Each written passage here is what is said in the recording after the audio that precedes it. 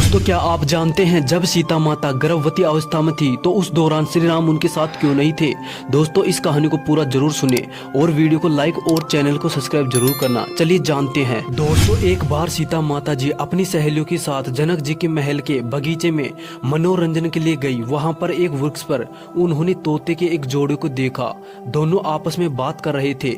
एक ने कहा कि अयोध्या में एक सुंदर और प्रतापी कुमार है जिनका नाम श्री राम है, उनसे सीता जी का विवाह होगा। श्री राम 11,000 वर्षों तक इस धरती पर राज्य करेंगे। सीता और राम दोनों एक दूसरे के जीवन साथी की तरह इस धरती पर सुख से जीवन बिताएंगे। सीता ने अपना नाम सुना तो दोनों पक्षी की बात गौर से सुनने लगी। उन्हें अपने जीवन के बारे में और बातें सुनने की इच्छा हुई। सखी सहेलियों से कहकर उन्होंने दोनों पक्षियों को पकड़वा लिया। सीता ने उन्हें प्यार से सहलाया और कहा, भय मत करो, तुम बड़ी अच्छी बात करते हो। यह बताओ, यह ज्ञान तुम्हें कहाँ से मिला और मुझसे डरने की जरूरत नहीं है।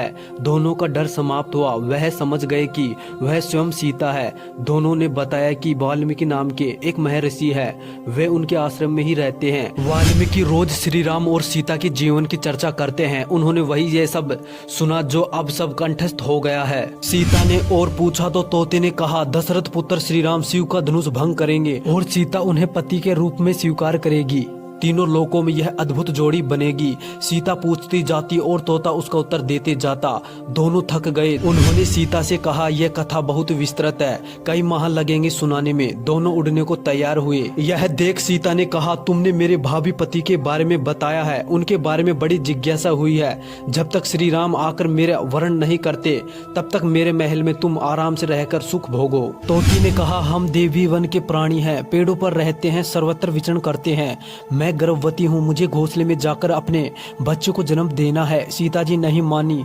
तोते ने कहा, आप जिद ना करें, जब मेरी पत्नी बच्चों को जन्म दे देगी तो मैं स्वयं आकर शेष कथा सुनाऊंगा, अभी तो हमें जाने दो। सीता ने कहा, ऐसा है तो तुम चले जाओ, लेकिन तुम्हारी पत्नी यही रहेगी, मैं इसे कष्ट न होने दूंगी। तोते को पत्नी से बड़ा प्रेम था, वह अकेले जाने को तैयार न था। जब तोते को लगा कि वह सीता के चुंगल से मुक्त नहीं हो सकता तो वह विलाप करने लगा। मुनियों ने सत्य ही कहा है, मौन रहना चाहिए, यदि हम कथा न कहते तो मुक्त होते। तोती अपने पति से विच्छोह सहन नहीं कर पा रही थी। उसने सीता को कहा, आप मुझे पति से अलग ना करें, मैं आपको श्राप दे दूंगी। सीता माता हंसने लगी। उन्होंने कहा, श्राप देना है तो दे दो, राजकुमारी को पक्षी के श्राप से क्या बिगड़ेगा।